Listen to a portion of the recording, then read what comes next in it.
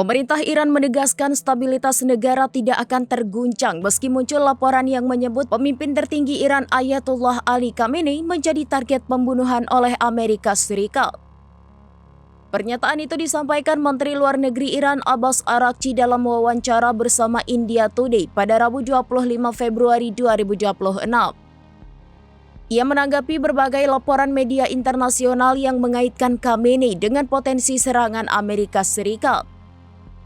Araghchi menegaskan sistem pemerintahan Iran tidak bergantung pada satu figur semata.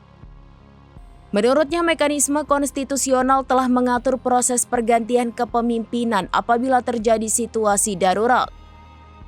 Ia menekankan bahwa struktur politik Iran dibangun atas dukungan rakyat serta institusi negara sehingga tidak akan runtuh hanya karena kehilangan satu tokoh. Semua proses suksesi katanya akan berjalan sesuai prosedur yang telah ditetapkan. Di tengah ketegangan tersebut, dukungan terhadap Khamenei juga datang dari kelompok Hizbullah di Lebanon. Pejabat Hizbullah menyatakan bahwa setiap ancaman terhadap keselamatan Khamenei merupakan garis merah yang tidak dapat ditoleransi. Sementara itu, Israel dikabarkan mengirimkan pesan tidak langsung kepada Hizbullah agar tidak terlibat dalam potensi konflik antara Amerika Serikat dan Iran.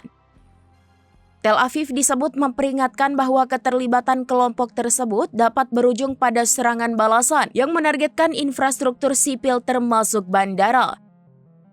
Situasi ini semakin memperlihatkan eskalasi ketegangan di kawasan Timur Tengah di tengah spekulasi mengenai kemungkinan konfrontasi terbuka antara Washington dan Teheran.